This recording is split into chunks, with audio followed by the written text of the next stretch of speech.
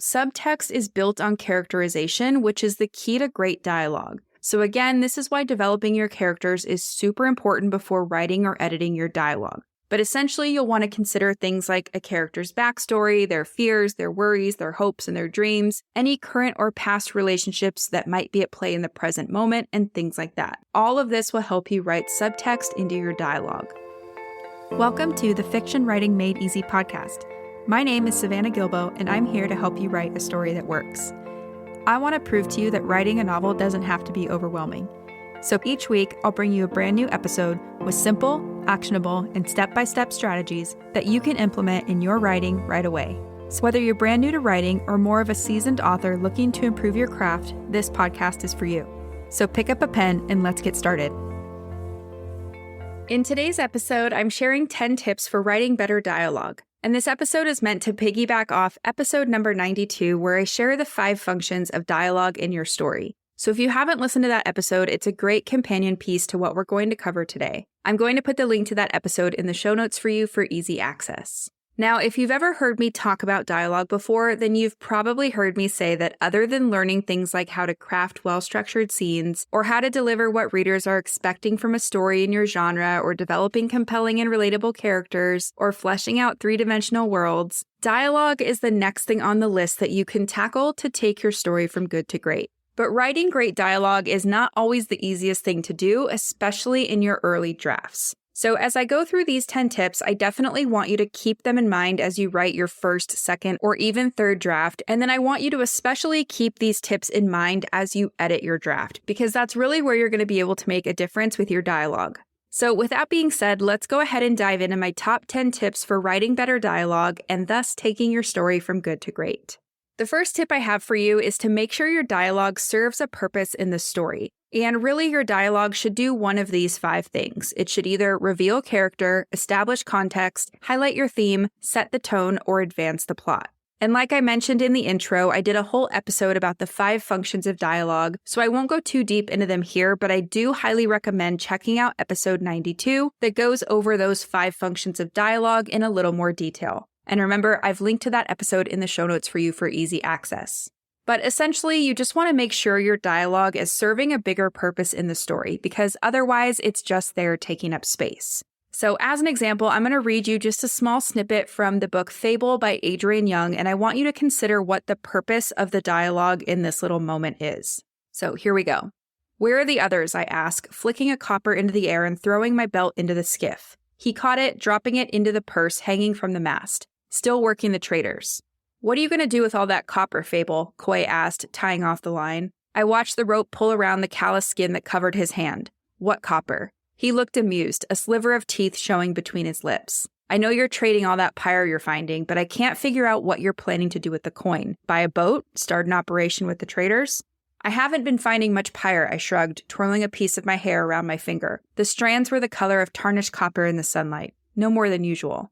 So this snippet is doing 2 main things. It's establishing the context of the scene, and it's revealing something about Coy's character. So from this, we can already gather that Fable doesn't really like being alone with Coy, and she's not happy that he's asking her about her copper. It also hints at the central conflict of the story that has to do with Fable making her way and holding her own in the gem trade. So very purposeful dialogue, even though on first glance, it might not seem that important. And that's tip number 1, make sure your dialogue serves a bigger purpose in the scene and in your story so it's not just sitting there taking up space. The second tip I have for you is to think of your dialogue as action rather than exposition or anything else. This tip is going to prevent you from writing soggy, inert dialogue that doesn't serve a bigger purpose in your story. So if you think of your dialogue as action, this is going to make you get in your character's head, and it's going to remind you that your characters are speaking because they want to further their own agenda, whatever that is. And this is why it's so important to do character work before you start writing. Because if you don't know your character's goals, motivations, and that inner obstacle that they need to overcome, then it's going to be really hard to write meaningful dialogue, right? So as an example, I pulled out a snippet from The Fourth Wing by Rebecca Yarros, and I'm just going to read this to you. "You're sending her to die. A familiar voice thunders through the general's thick wooden door, and I gasp. There's only one woman on the continent foolish enough to raise her voice to the general, but she's supposed to be on the border with the Eastern Wing. Mira. There's a muffled response from the office, and I reach for the door handle. "She doesn't stand a chance," Mira shouts as I force the heavy door open and the weight of my pack shifts forward, nearly taking me down. So in this snippet, it's clear that the character Mira does not want her sister Violet to join the writer's quadrant. She's not passive at all in this dialogue. She's actively trying to get her mom, who is the general, to change her mind and let her sister Violet enter the scribe's quadrant instead. Now, you might be wondering, okay, well, what if my character likes to make small talk? Or what if my character is really just killing time in a scene? Doesn't that mean that my character can be more passive? I get asked questions like this a lot, and it makes sense because there will be scenes where your character needs to engage in small talk or kill time, right? But in this scenario, you always want to know why they're doing it. So why is your character killing time, or why are they engaging in small talk? If your character is nervous or hiding something or avoiding someone, then the small talk they're engaging in is helping them further their agenda of mitigating that discomfort they feel. So just something to keep in mind if you are writing a scene like this. And with that being said, that wraps up tip number 2. I want you to think of your dialogue as action versus exposition or anything else, or to think of your dialogue as needing to be active rather than passive. The third tip I have for you is to really understand each character's goal and motivation within each one of your scenes and within your overarching story, of course. Great dialogue or really impactful dialogue will add to the sense of movement within each of your scenes because it helps take your characters closer to or farther from accomplishing their goals. So I'm going to read you an example from Legends and Lattes by Travis Baldree and see if you can figure out what each character in this little snippet of dialogue wants. "I hear you own the old livery on Redstone. That true?" asked Viv. Ansem allowed that he did. "I'm looking to buy," she said, "and have a feeling you might be looking to sell." Ansem seemed surprised, but only briefly. His gaze sharpened, and while he might not have had a head for business, Viv was pretty sure he had one for haggling. "Maybe," he rumbled, "but that's some prime real estate. Prime. I've had offers before, but most of them don't see past the place to really appreciate the value of the location. That is to say, they underbid." At this point, the tavern keep swapped his tankard for a fresh one, and Ansem visibly warmed to his subject. "Oh yes, so many embarrassing offers. I have to warn you, I know what a lot is worth, and I can't see myself selling to anyone but a serious businessman. Businesswoman," he amended. So in this excerpt, it's super clear what each character wants, right? Viv wants to buy the building that Ansem owns, and Ansem wants to get as much money as he can from Viv for the sale. And because they have goals that kind of oppose each other, we see some really nice organic conflict developing in their dialogue too. So that's tip number 3. You'll really want to understand your character's goals and motivations within each one of your scenes, as well as within your overarching story. Tip number 4 is to make sure your dialogue is rich with conflict and tension. This is actually one of the fastest ways to improve dialogue in any given scene. You'll want to look for opportunities to amp up the internal and/or external conflict within the dialogue. Because think about it this way. The dullest exchanges are between two people who are on the same wavelength with nothing gripping to talk about. And I see this in the drafts I edit all the time. There will be characters sitting down to eat or drink coffee, and when I ask the author what their intention for the scene is, they'll say something like, "Well, I just wanted to show what a normal evening with the character's family is like. I want to show their normal world." And although that might be well-intended, if there's no conflict, it's probably not going to be that interesting of a scene for readers. So within each scene, just make sure you understand each character's agenda and then look for areas of conflict to dig into. And here's the thing. Great dialogue starts to develop before you even start writing. It starts all the way back when you create a cast of characters who differ from each other, so there's always the possibility of conflict or tension. So make sure you do the work to flesh out your characters beforehand. Now, as an example, I want to read you a little snippet from The Invisible Life of Addie LaRue by V.E. Schwab. So here we go. "All things have names," she says. "Names have purpose. Names have power." She tips her glass his way. "You know that, or else you wouldn't have stolen mine." A smile tugs at the corner of his mouth, wolfish, amused. "If it is true," he says, "that names have powers, then why would I hand you mine? Because I must call you something to your face and in my head, and right now I only have curses." The darkness does not seem to care. "Call me whatever you like, it makes no difference. What did you call the stranger in your journals, the man after whom you fashioned me? You fashioned yourself to mock me, and I would rather you take any other form. You see violence in every gesture," he muses, running a thumb over his glass. "I fashioned myself to suit you, to put you at ease." Anger rises in her chest. "You have ruined the one thing I still had. How sad that you had only dreams." So in this excerpt, there's definitely conflict and tension, right? If you're familiar with this story, this is probably one of the most memorable scenes, and I'd argue it's super memorable because of the conflict and tension between these two characters. And it's a great example of how you can make a scene where two characters are sitting down for a meal really impactful. So that's tip number 4. Make sure your dialogue is rich with conflict and tension.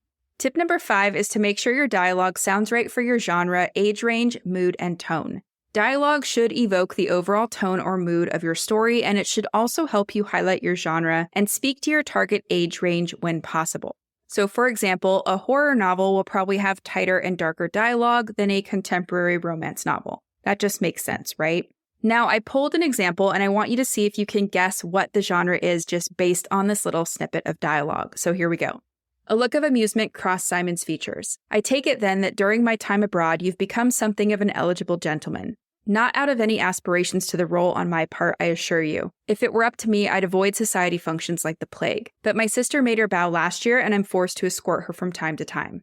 So if you guessed romance, you are correct. If you guessed historical romance, you're even more correct. This is an example from The Duke and I by Julia Quinn. And we can tell just by the dialogue that this is romance for sure, and possibly even historical romance by this very short snippet. So it's a great example of how to evoke a tone and how to hint at your genre in your dialogue. So that's tip number 5. Make sure your dialogue reflects your genre and age range, as well as the tone and mood that you're going for.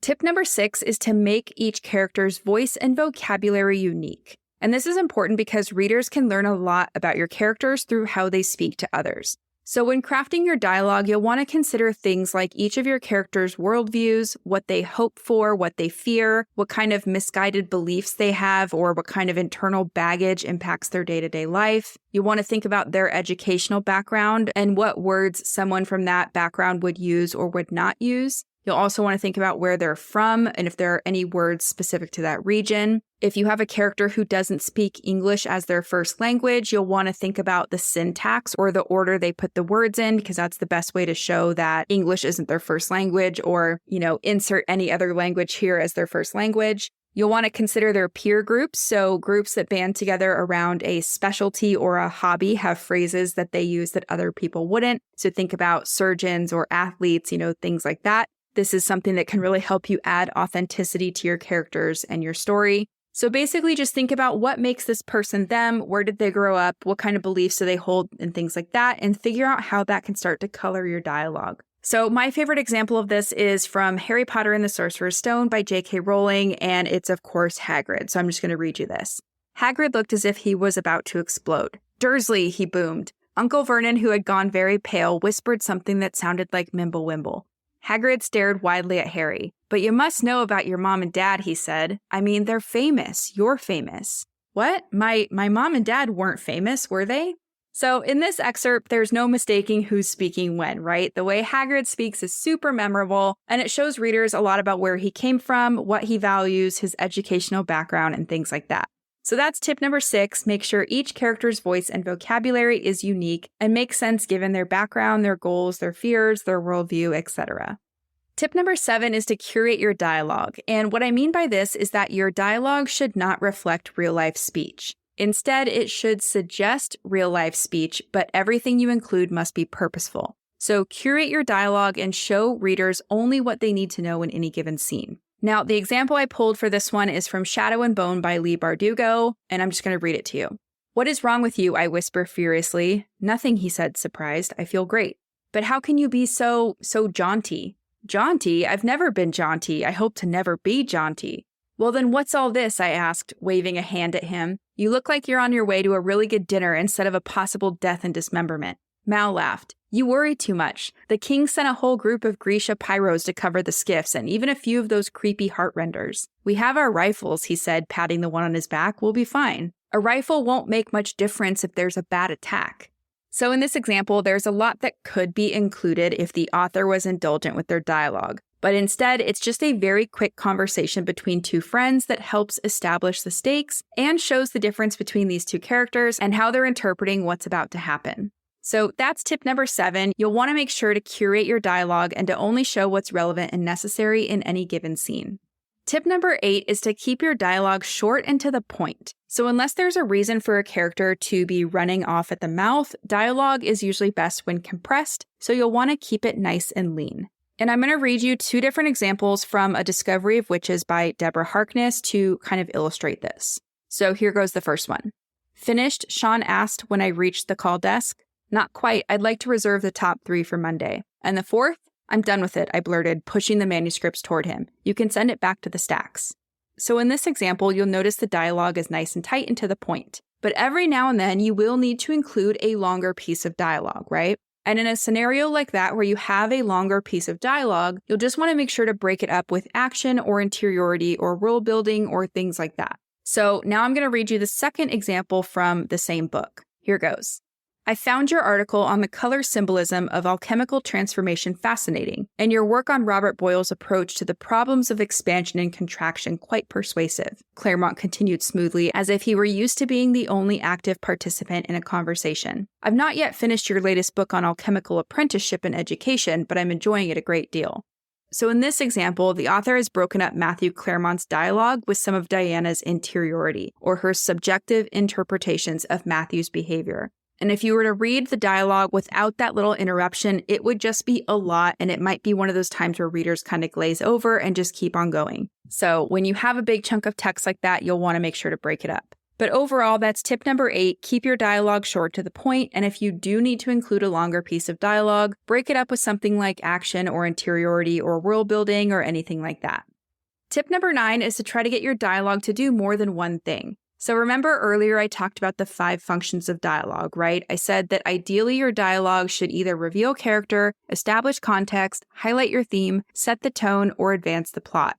And if you can do more than one of these things at once, your dialogue and your story will be stronger for it. But this is also where subtext comes in. So subtext is built on characterization, which is the key to great dialogue. So again, this is why developing your characters is super important before writing or editing your dialogue. But essentially, you'll want to consider things like a character's backstory, their fears, their worries, their hopes, and their dreams, any current or past relationships that might be at play in the present moment, and things like that.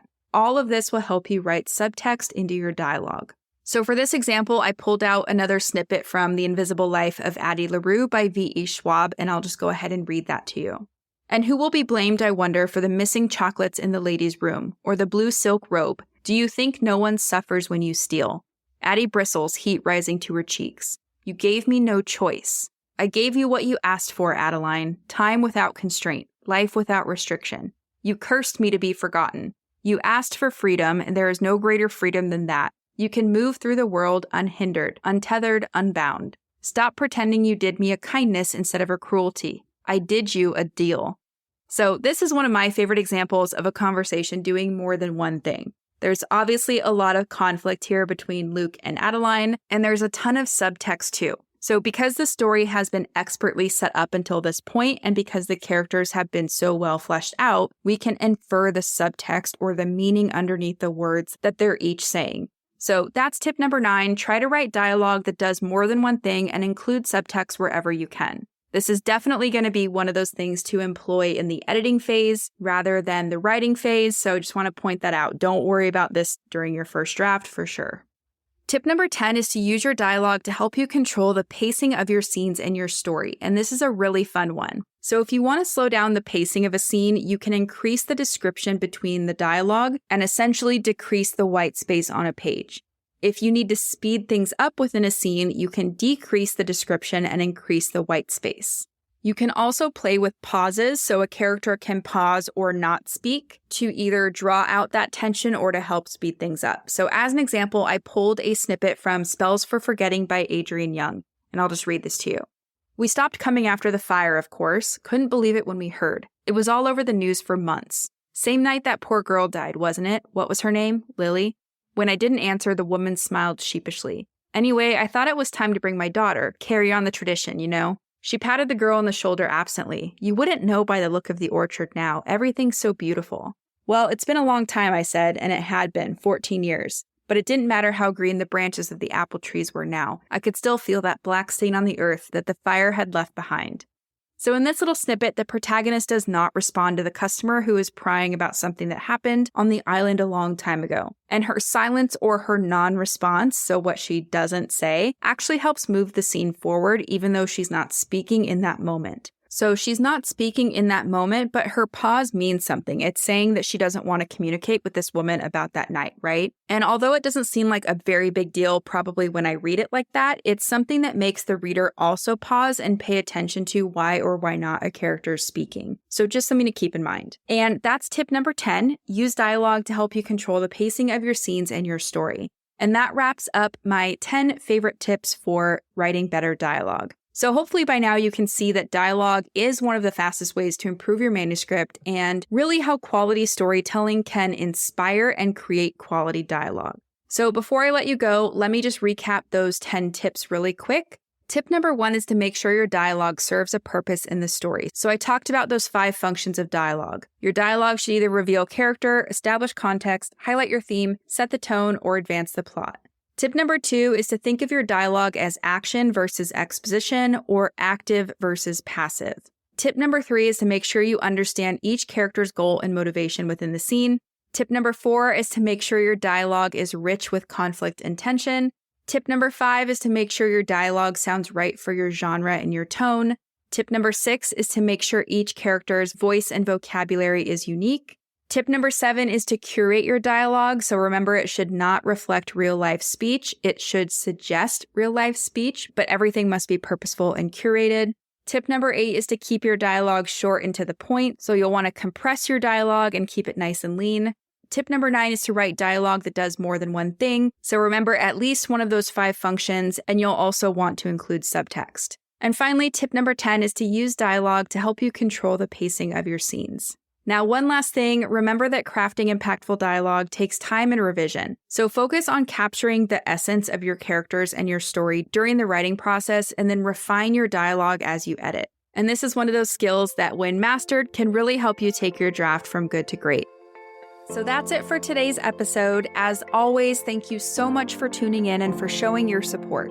If you want to check out any of the links I mentioned in this episode, you can find them in the show notes listed in the description of each episode inside your podcast player or at savannahgilbo.com/podcast.